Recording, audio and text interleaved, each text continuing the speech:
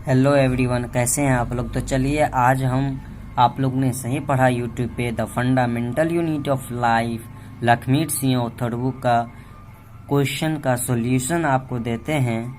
Chapter 2 का fundamental unit of life बहुत easy word में और बहुत कम समय में आप लोग पूरा नोट्स तैयार कर लेंगे। तो पहला क्वेश्चन है, write down 3 basic characteristics of cell. तो पहला कैरेक्टरिस्टिक हो जाएगा cell is the fundamental unit of life.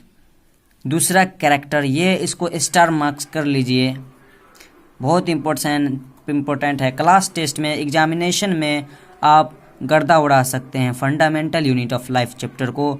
बस हमें लाइक एंड सब्सक्राइब कीजिए, हर तरह का क्वेश्चन आंसर आपको मैं भेजता रहूँगा। तो इस पॉइंट्स को आप स्टार मार्क्स कर लीजिए।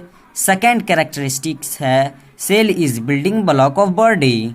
थर्ड है every organism is made up of tiny microscopic यानी यूनिट सेल।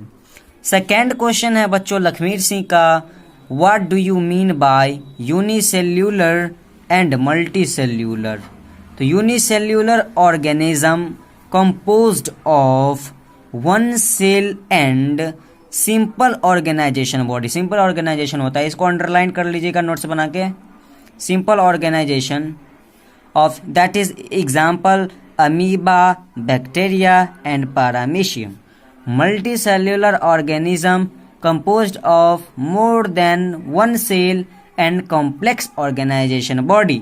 इसके पास कॉम्प्लेक्स ऑर्गेनाइजेशन, यही मेन डिफरेंस है इसका सिंपल ऑर्गेनाइजेशन, इसका complex organisation. That is human beings, dogs, cats. देखिए यूनिसेल्यूलर ऑर्गेनिज्म में तो सेल एक ही से बना रहेगा। उसके बाद ये होता है कि यूनिसेल्यूलर ऑर्गेनिज्म रिप्रोड्यूस भी सिंगल ही सेल करेगा, ऑल फंक्शन सिंगल सेल करेगा। मगर मल्टी सेल्यूलर ऑर्गेनिज्म में ये होता है कि स्पेसिफिक फंक्शन हर सेल को दे दिया जाता है, वो अपना स्पेसिफिक फंक्शन करता है, इसलिए इसमें डिवीजन ऑफ लेबर होता है। चलिए अगला क्वेश्चन डिवीजन ऑफ लेबर ही पे है। What is division of labour, explain it in context of multi cellular organism. तो देखिए आंसर कितना सुंदर सा, एकदम इजी वर्ड में लर्न कर लो, आप नोट्स बना लो। नोट्स तो है, एग्जामिनेशन में आप हिला सकते हैं। Division of labour is occur in multicellular organism because it is made up of many cell and each cell perform a specific function, so there is division of labor in multicellular organism। कितना सुंदर सा answer था, एकदम very very important questions, star marks कर लीजिए इसे। Name the largest plant cells. तो क्या होगा, एसिटा ब्यूलेरिया। हाइट कितना है, 10 centimetre in height, 10 centimetre to 6 centimetre. इसको ब्रैकेट में डाल दीजिएगा, बहुत इंपॉर्टेंट है। और 6th क्वेश्चन बोल रहा है, define the following terms cell, prokaryotic cell, eukaryotic cell and cell organelle. तो चलिए देखते हैं क्या आंसर है लक्ष्मीर सिंह में।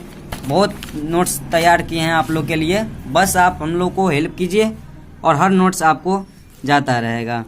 तो क्या है, सेल का डेफिनेशन है, cell is the structural and fundamental unit of life and cell is building block of my body।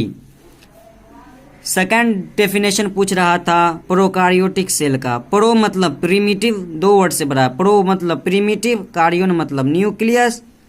There are incomplete cell. Incomplete cell क्यों है, क्योंकि ट्रू न्यूक्लियस एब्सेंट है एंड न्यूक्लियस एब्सेंट। देखिए आ ही गया।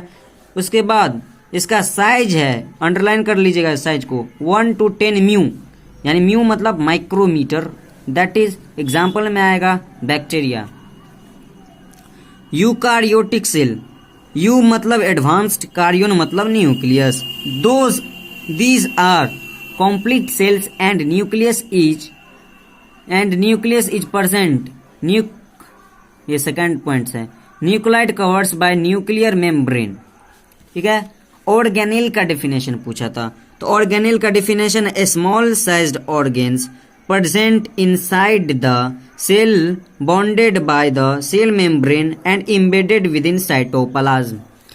Question number 7th है, Briefly describe the structure and functions of the cell wall.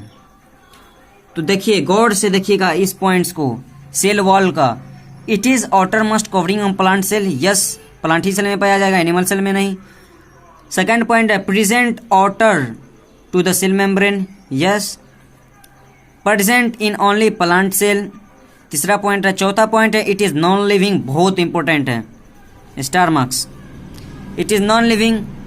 चौथा fully permeable, cell wall fully permeable होता है और सेल मेम्ब्रेन सिलेक्टिवली परमिएबल होता है, यानी कि जो वही सब्सटेंस को जाने देगा जो इसके लिए यूजफुल होगा, हार्मफुल को नहीं, ये सबको जाने देता। जाओ भाई आओ निकलो जाओ।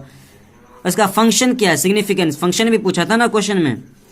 फंक्शन हो को सिग्निफिकेंस कहते हैं और सिग्निफिकेंस ही को फंक्शन कहते हैं। तो इसका फर्स्ट फंक्शन है प्रोटेक्टिंग कवर, यानी प्रोवाइड प्रोटेक्शन। दूसरा है provide shape to the cell. तीसरा है provide mechanical and structural strength to the cell. आठवां क्वेश्चन जो कि लास्ट क्वेश्चन है, और अगले वीडियो में पार्ट 2 में हम आपको 11 क्वेश्चन बताएंगे। इसमें 8 ही क्वेश्चन है। Describe the structure and function of the nucleus. तो स्ट्रक्चर ऑफ न्यूक्लियस क्या है?